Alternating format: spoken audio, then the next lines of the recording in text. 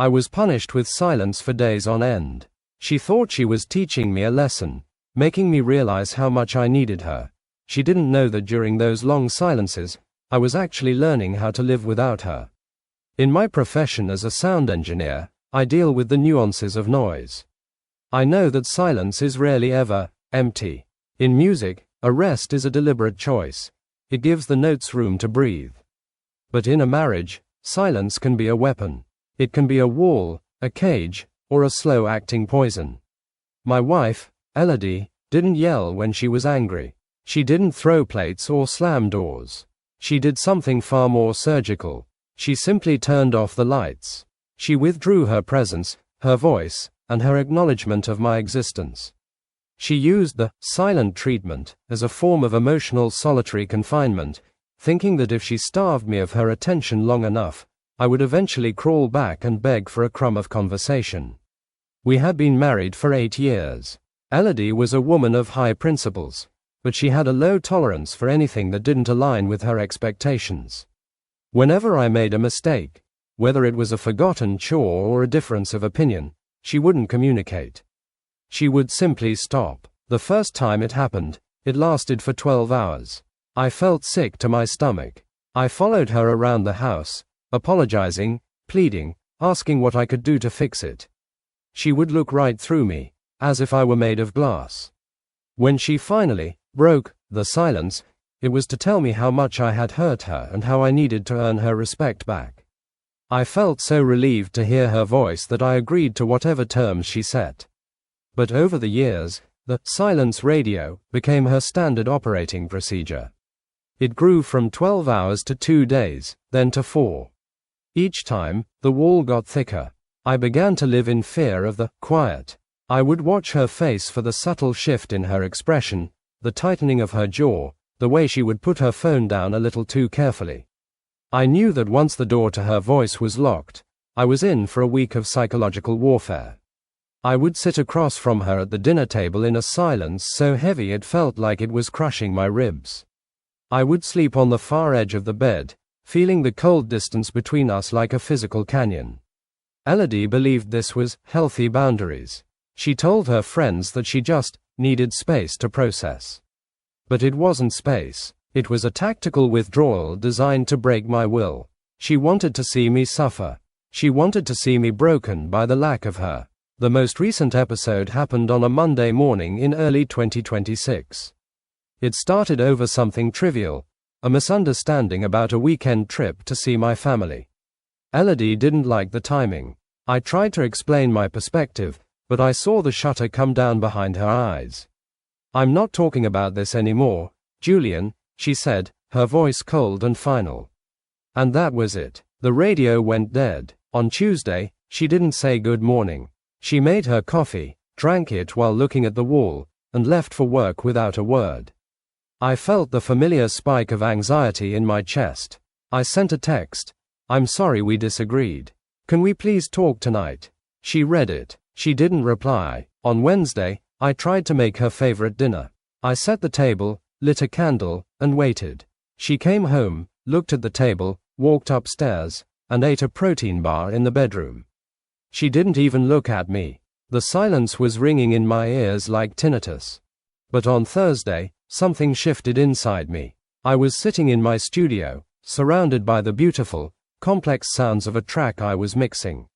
I realized that for the first time in days, my heart rate was normal. The anxiety was fading. I looked at the door and realized I wasn't waiting for her to open it anymore. I went for a walk. I went to a movie alone. I ate a meal I liked without having to navigate her silent disapproval. I realized that the house was actually very peaceful when she wasn't filling it with her punishing energy. The silence, which had always felt like a cage, started to feel like a sanctuary. On Friday, I stopped apologizing. I didn't send a check in text. I didn't try to catch her eye. I simply lived my life. I went to the gym, I met a friend for a drink, and I slept in the guest room. Not out of shame, but because I wanted a bed where I didn't have to feel her coldness. On Saturday, I realized a terrifying and liberating truth. I was happier without her voice than I was with it. Her silence hadn't made me miss her. It had shown me how much easier life was when I wasn't constantly managing her moods. She had tried to starve me, but she had accidentally taught me how to fast. By Sunday evening, Elodie was ready to forgive me. I saw her standing in the kitchen, her arms crossed, waiting for me to come in and begin the usual ritual of groveling so she could graciously grant me her speech again. "I think we've both had enough time to think, Julian," she said, her voice sounding strange and grating after a week of peace. "I'm ready to move past this if you've realized why your behavior was so upsetting." I looked at her. I saw the pride in her eyes, the expectation that I would fall into her arms with relief. "I have realized something, Elodie," I said. My voice was calm, steady, and devoid of the desperation she was expecting. "But it's not what you think." I walked over to the counter and put my keys down. The sound of the metal hitting the granite was the only noise in the room. "This week was the quietest my head has been in years," I continued. "And I realized that I've never been more at peace than I was when you weren't talking to me. You used silence to punish me, Elodie. But you accidentally gave me exactly what I needed." The look of confusion on her face began to turn into a flicker of fear. "What are you saying?" she asked, her voice small. "I'm saying that you've finally won," I replied. "The silence is permanent now."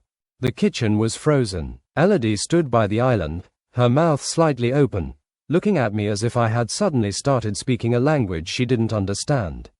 For 8 years, she had been the director of our silence.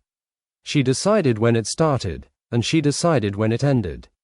She had never considered a world where I might be the one to keep the door closed. "Julian, you're just upset," she said, her voice trembling as she tried to regain her usual composure. "You're saying this to hurt me because I didn't talk to you this week. It's a reaction. Let's just go to bed and start over tomorrow." "That's the thing, Elodie," I said, leaning against the counter. I didn't feel the old urge to comfort her.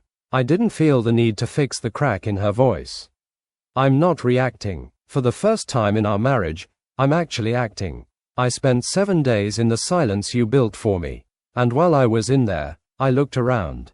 I looked at our life, and I realized that the only time I feel safe is when you aren't acknowledging me. Think about how sad that is. My peace is tied to your absence." She took a step toward me, reaching out a hand, but I stepped back. The distance between us wasn't just physical anymore. It was structural. "I did it for us," she cried, the tears finally starting to fall. "I just needed you to understand how much you hurt me. I thought that if I stayed quiet, you'd think about your actions." "No," I replied firmly. "You didn't do it so I would think. You did it so I would break. You wanted me to feel the weight of your disapproval until I was small enough for you to control again. But you overplayed your hand. You gave me so much space that I finally found myself in it. And I like the man I am when you aren't around to silence him." I didn't stay to watch her cry. I had spent years drowning in her tears every time a silence ended. I walked upstairs and began to pack. Not a small bag for a night, but a suitcase for a lifetime. Every time I zipped a compartment or folded a shirt, it felt like I was reclaiming a piece of my own voice. Over the next few weeks, the silence radio was replaced by noise storm. Once Elodie realized that her silence no longer had power, she shifted to the opposite extreme. She called me dozens of times a day. She left long, hysterical voicemails. She sent hundreds of emails, ranging from deep professions of love to bitter insults about my character. It was the same game, just a different frequency. Whether she was silent or screaming, it was always about her. It was always about her pain, her needs, and her control. I didn't reply to any of it. I blocked her number and communicated only through my lawyer. I realized that the most powerful silence wasn't a punishment, it was a boundary. I wasn't ignoring her to hurt her. I was ignoring her to protect the peace I had found during that final week in January. 6 months later, I was sitting in my studio late at night. I was finishing the mix on a track for a new artist. It was a beautiful, ambient piece, lots of air, lots of space. I thought back to the man I was a year ago, the man who would have been shaking with anxiety at the thought of a silent house. I looked at my phone. There were no missed calls. No unread messages from a person trying to manipulate my emotions. The house was quiet, but it wasn't empty. It was full of my own choices. I met a woman named Clara a few months later. On our third date, we had our first real disagreement. It was something small about a political topic, but I felt that old, cold fear wash over me. I braced myself for the shutter to come down. I waited for her to go quiet. Instead, Clara looked at me, took a deep breath, and said, "Hey, I'm feeling a bit frustrated right now. I don't want to say something mean, so can we just talk this through? I want to understand why you feel that way." I almost broke down right there in the middle of the restaurant. We talked for 2 hours. We didn't agree on everything, but we heard everything. There was no punishment. There was no radio silence. Just two humans using their voices to build a bridge instead of a wall. As for Elodie, I heard she moved on to someone else. I hope for his sake she learned that silence is for music and meditation, not for marriage. You can't build a life with someone by pretending they don't exist. I've learned that the most important sound in the world isn't a yes or an I love you. It's the sound of your own heart beating in a room where you aren't afraid to speak. The silence is finally over, and I've never heard anything more beautiful. In my world, a perfect mix isn't about making everything loud. It's about balance. It's about knowing when to let the vocals soar and when to let the instruments fall away into a meaningful pause. I spent 8 years in a marriage that was all clipping, distorted, peeking into the red, and then suddenly, terrifyingly silent. I thought that was just how the song went. I didn't know I was allowed to change the track. It has been a year since I left that kitchen and made the silence permanent. In that time, I've learned that life without Elodie wasn't just quieter, it was clearer. But as every sound engineer knows, you can't truly appreciate a new recording until you hear the echoes of the old one fade away. The final echo of Elodie happened 6 months ago. I was at a professional awards gala. I was nominated for my work on an album that had been praised for its emotional depth and space. I was standing in the lobby with Clara, laughing at a story she was telling, when I felt the air in the room change. I looked up, and there she was. Elodie. She looked exactly the same, perfectly put together, her jaw set in that familiar, uncompromising line. She was with a man I didn't recognize, a man who had the same, hunted, look in his eyes that I used to see in the mirror every morning. He was standing slightly behind her, clutching his drink, watching her face for the shutter to come down. When she saw me, she didn't smile. She didn't wave. She walked straight over, ignoring Clara entirely, and stood in my space. "I saw the news about your nomination, Julian," she said. Her voice was as sharp and surgical as I remembered. "I suppose you should thank me. I gave you all that, peace and quiet. You said you needed to focus on your work. It seems my lessons worked after all. A year ago, those words would have sent a spike of adrenaline through my chest. I would have felt the need to defend myself, to argue, to prove her wrong. But as I looked at her, all I felt was a profound sense of distance. It was like listening to a low-quality recording of a song I didn't like anymore. You didn't give me focus, Elodie," I said, my voice calm and resonant. "You gave me an ultimatum, and I chose the alternative. I'm not successful because of the silence you imposed. I'm successful because I'm no longer exhausted by the fear of it." She tightened her grip on her clutch. I saw the familiar flash of anger in her eyes, the prelude to a week of silence. But then, she realized she had no power here. She couldn't turn off the lights in my life anymore.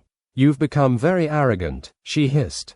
"I hope your new friend enjoys your ego. Let's see how long she lasts when things get difficult and you don't have me to manage your moods." She turned on her heel and walked away, her new partner trailing behind her like a shadow. I watched them go, and I realized that she was still trapped in the same loop. She was still trying to be the director of a movie no one wanted to watch. Clara leaned in, her voice a gentle harmony to the chaos Elodie had tried to create. "You okay?" I took a deep breath. I listened to the ambient noise of the room, the clinking of glasses, the hum of conversation, the distant music. It wasn't quiet, but it was peaceful. I'm better than okay, I said. I finally know the difference between a pause and a void. That night, I went back to my studio. I didn't work on a client's track. I opened a new file and recorded a single, pure note on a piano. I let it ring out, watching the waveform on the screen as it slowly decayed into nothingness. In the past, that decay would have filled me with anxiety. I would have been waiting for the next punishment, the next withdrawal. But now, I just sat in the stillness. I've learned that the silent treatment is a bluff. It's a person betting that you're too afraid of your own company to realize that they're the ones making your life loud and miserable. Elodie thought she was the music, and I was just the listener. She didn't realize that I was the one at the mixing board all along. I'm married again now, not to a director, but to a partner. When Clara and I disagree, we make noise. We talk, we argue, we laugh, we cry. Our house is full of the beautiful, messy, unpolished sounds of two people who aren't afraid to be heard. The silence isn't a weapon in our home. It's just what happens when we're sleeping, or when we're both reading in the same room, content to just be. I still think about that week in January 2026. I think about the protein bar eaten in the bedroom and the text messages that went unread. I think about the man who was so hungry for hello that he almost lost himself.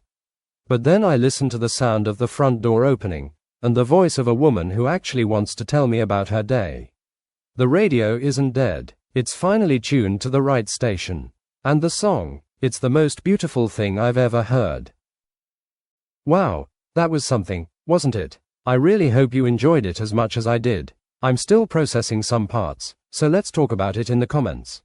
I'll be down there waiting for your thoughts. Don't forget to like and share if you had a good time with me. See you in the next one.